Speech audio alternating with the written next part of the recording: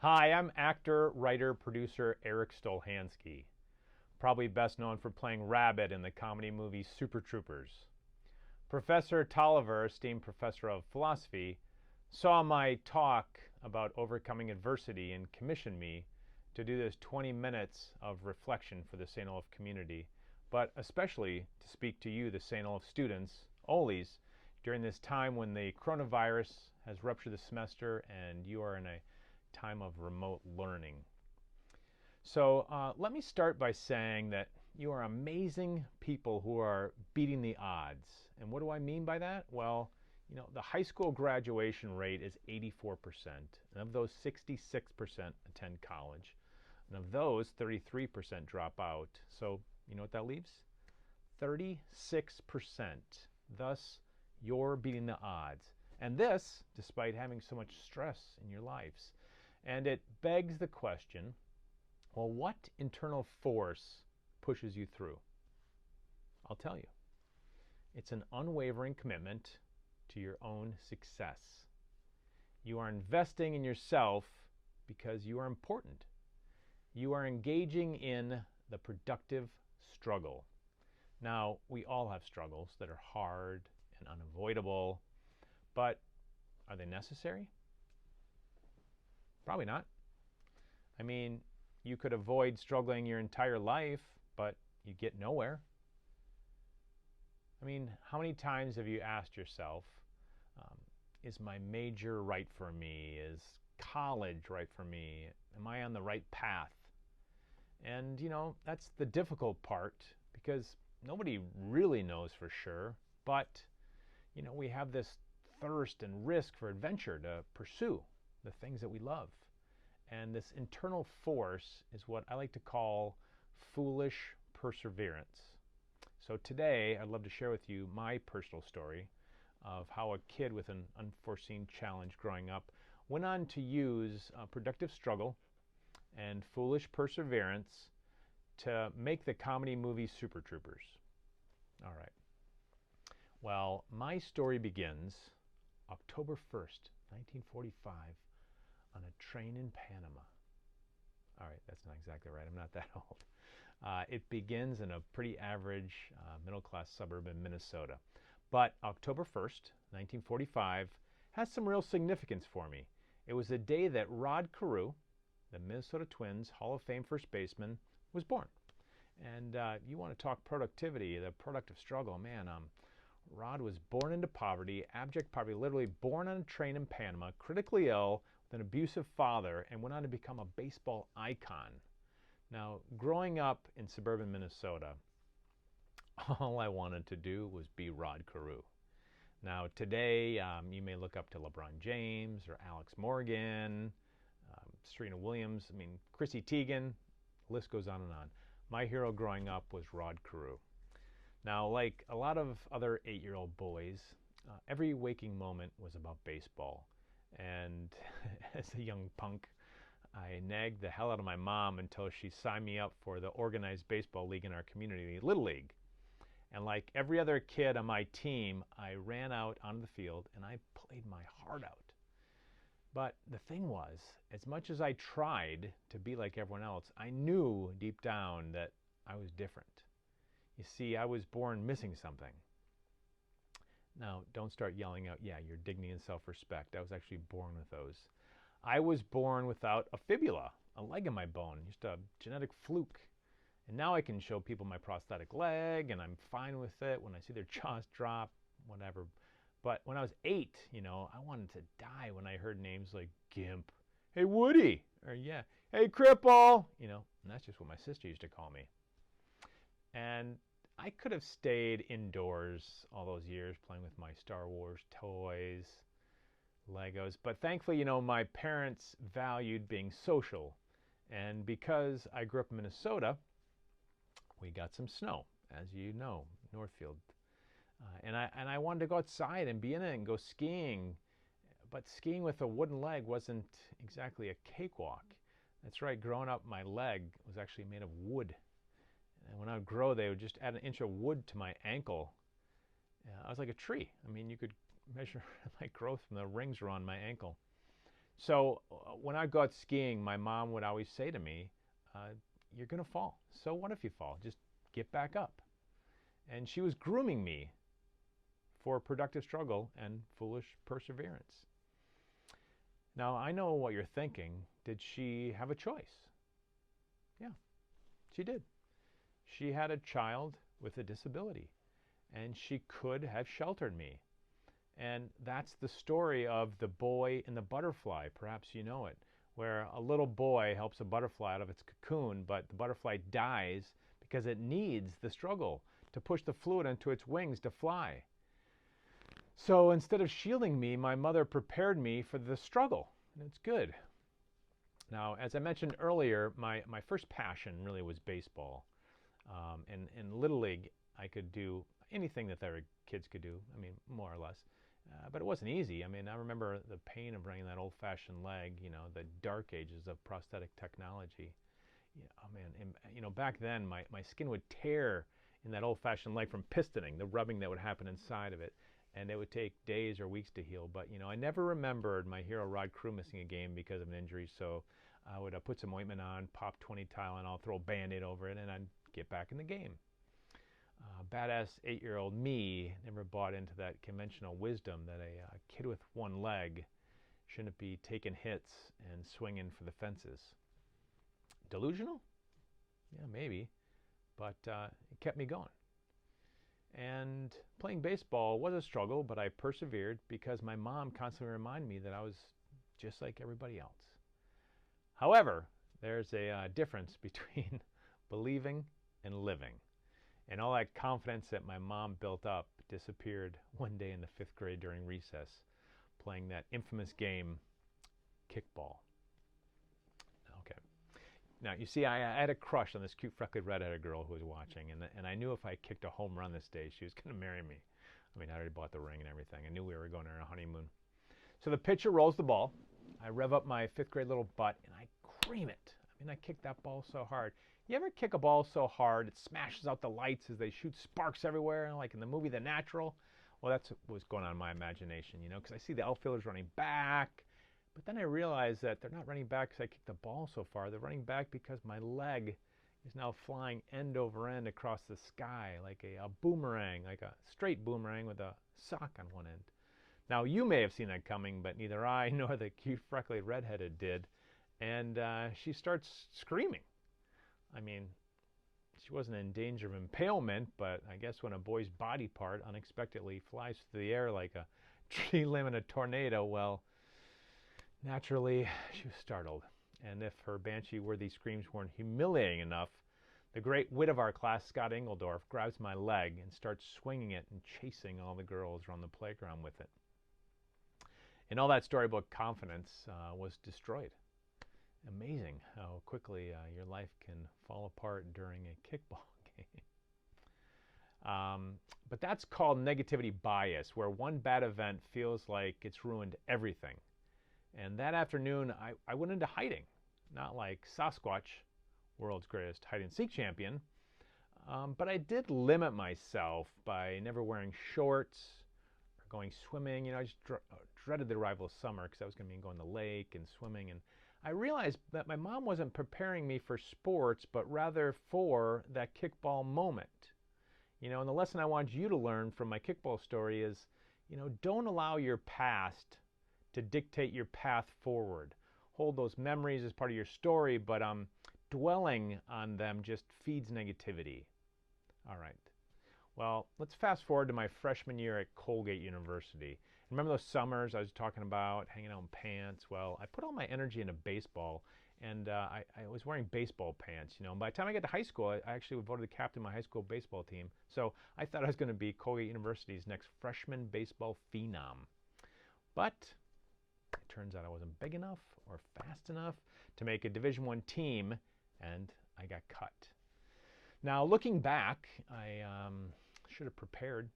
My baseball career would end without a plaque at Cooperstown. But my dreams crashed against reality, and I thought my leg, which I had tried so hard to overcome, had finally gotten the best of me. But people respond to failure in two ways. One, they look at external reasons, like they bomb a test and they'll say like the test was written poorly or the teacher didn't teach well. It's always everybody else's fault. Or two, they could say, how do I fix what I got wrong to improve for next time? The second person is not focused on how to succeed, rather on how you find successes in everything. Well, the truth was, I was devastated when I had to hang on my spikes, but this was another step forward on my path of productive struggle. And instead of blaming coaches, I owned that failure and I moved on. And I'm glad I did, because my next adventure changed my life. You see, a few weeks later, I was cut. I passed by the University Theater. It was a warm day outside, and the doors of the theater were open, and there she was on stage. Her name, well, it doesn't really matter. That's not important. But it was the way that she carried herself. And I sat and I watched, and it was "So long, Rod Carew. Hello, Paul Newman." And it would be convenient if I just said, just as the baseball door closed, the acting door swung open. That's not what happened. Instead, foolish perseverance took hold. I auditioned for every theater production, every university theater production, and I never got cast. So I signed up for an acting class, if I was going to have any luck, where on Saturdays they made us build sets. And this is when the serendipity happened. See, I'm hammering away on sets one Saturday morning next to this tall, skinny Indian guy. And we were young college kids, so naturally our conversation deteriorates into a contest of one-upmanship. And the skinny kid next to me says, hey, my name's Jay. I'm from Chicago. And I politely extend my hand and I say, hey, my name's Eric. I'm from Minneapolis. And then he has the gall to say to me, Minneapolis? Oh, isn't that where the Vikings play? Vikings? My Minnesota Vikings are a much tougher football team than the Bears. And he says, okay, Purple Rain. Yeah, you come back and talk to me when you guys win a Super Bowl. Now, if you guys are football fans and all, and you might know that the Vikings are 0-4 in Super Bowls. So, that stung deep.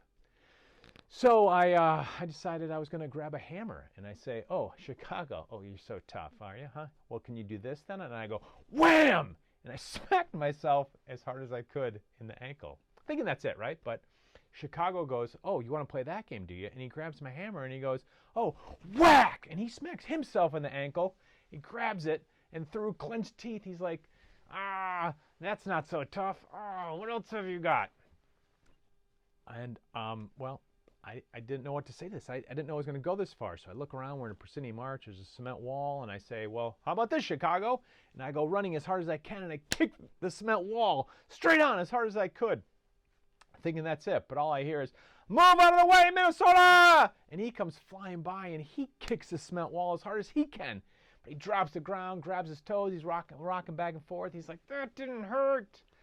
Now, I'm hoping that this game of Quienes Mas Macho is going to be finito, but it's not, right? It's still going on. So I got to find something so horrific that he's going to bow out. And there it is. I find it. I see it. It's a pneumatic staple gun. So I go over, pick it up. I give Chicago a smile. He laughs. Ha! You don't have the guts. I said, oh yeah, Chicago? If you're so tough, can you do this? And I go, boom! And I put a 3/4 inch staple into my leg. Now the color leaves his face. He's pacing, sweating. And finally, he comes over to inspect my pants, making sure that it punctured my leg. It went through the pants and punctured my leg. And he pulls and he's like, oh, it's in there. Now, I got to give this guy credit. He's either tougher than I am or just plumb crazy, because he picks up the pneumatic staple gun and he settles on his thigh. And I say, look, buddy, you don't want to do that. He says, I don't want to. I have to, for Chicago. Now, he's just about to pull the trigger when I yell, hold on, hold on. Are you out of your mind? And I knock on my leg hard, so he can hear the wood. And I said, this puppy's made of wood. Silence, right? You could hear a pin drop. Now, I'm thinking he's going to kill me.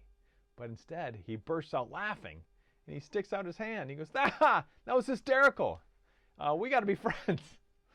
So we became instant friends after that, and we've been friends ever since. And I'm sure Jay remembered the staple gun idiot when he asked me to audition for the sketch comedy group he was putting together on campus at the time, which later would become Broken Lizard. So yeah, I go to the audition, and instead of some stuffy theater professor shouting, "Thank you, next," I got cast. So it was goodbye, Paul Newman. Hello, Bill Murray. For the next several years, we wrote and performed live sketch comedy shows in college, just like Saturday Night Live. And I realized that making people laugh was so much more fun than being laughed at. Now in college, baseball ended.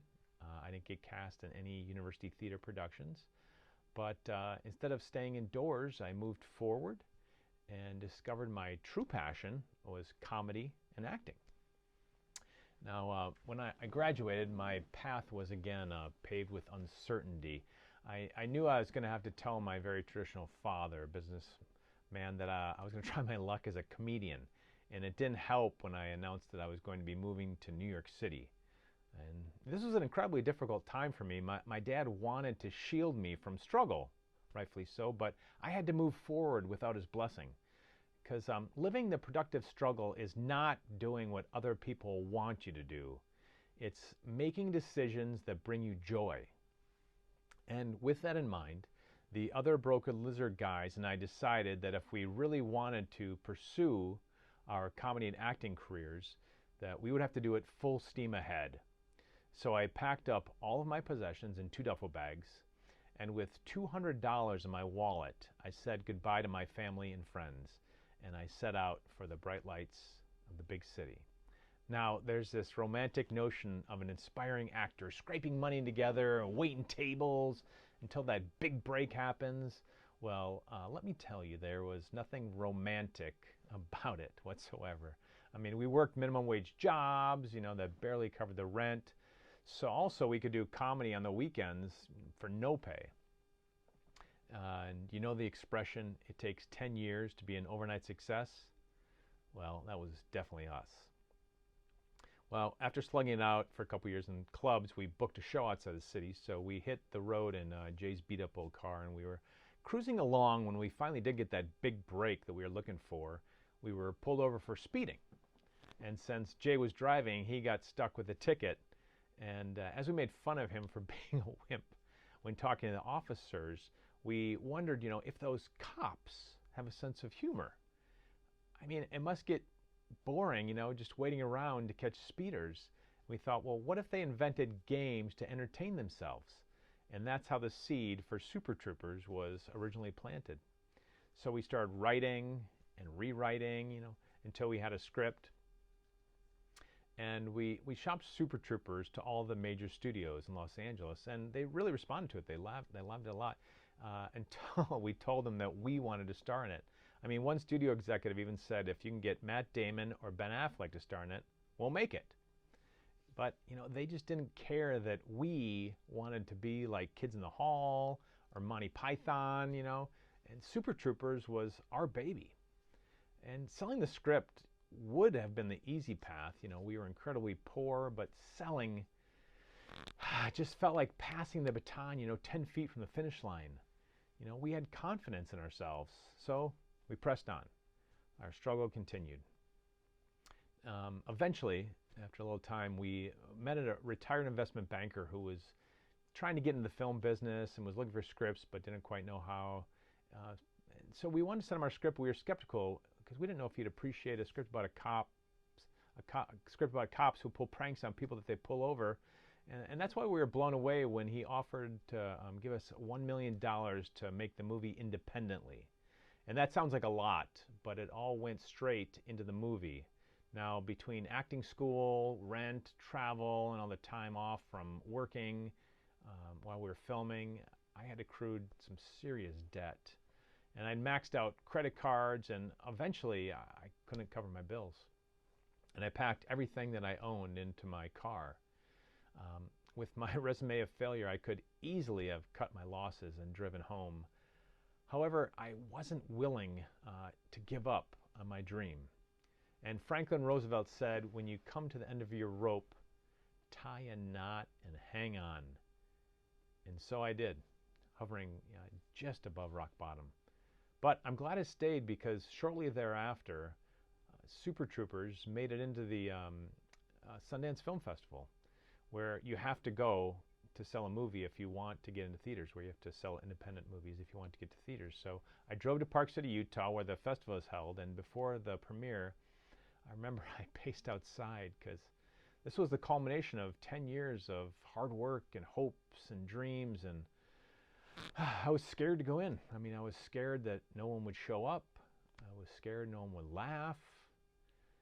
And finally, I forced myself to walk in and stood in the back, and regular-sized me in the back watching larger-than-life me on the screen when the movie started. And after that opening scene, people started laughing, and I cried. I cried because I imagine this is what Rod Carew must have felt when he got his first hit in the big leagues. And I thought about, bleeding through all those gym socks and the kickball game and not getting cast in any of the university theater productions and all the studios slamming their doors in our faces. And more than anything, I remembered my mom saying, "Get back up." It was the first time I reaped the spoils of my work, and let me tell you, it was worth every painful step. So, in conclusion today, I just want to say I never got to play for the Minnesota Twins. So if you're expecting my final message to be, you can do anything that you set your mind to, well, I'm sorry to disappoint you. Sometimes you can't be 6'7" and be a horse jockey, but because I found something else that I loved, making movies, and stuck with it, I got as close to my childhood dream as I'll ever get. It turns out that former Minnesota Twins first baseman Justin Morneau was a fan of Super Troopers, and he called me one day and asked me if I would throw out the first pitch, ceremonial first pitch at a Twins game. So I did, and it was amazing, and I left the ballpark that day on cloud 9, and right in front of me I saw the bronze statue of none other than number 29, Mr. Rod Carew. And it made me wonder, what if Rod Carew had never bothered to take any chances in his life? What if he believed that just because he was a poor kid born on a train in Panama, he couldn't play professional baseball? Or what if I, a kid from Minnesota with a wooden leg, believed that it was impossible to become captain of the high school baseball team or star in a major motion picture? Now, you might not have a prosthetic body part, but everyone has a wooden leg of some sort. We all have our challenges. So embrace the productive struggle. I mean, it's part of our lives. In fact, you right now are living the productive struggle. You might not feel like it, but the lessons you're learning as you adapt to this pandemic they're lessons that you will carry with you for your entire life. I mean, this is part of your story now, our story. You're a generation of leaders and difference makers, and you are the champions of hope. So embrace foolish perseverance, and we'll get to this together. So thanks for viewing this as we navigate this new season of our lives. Be safe, meow, and take care of yourselves.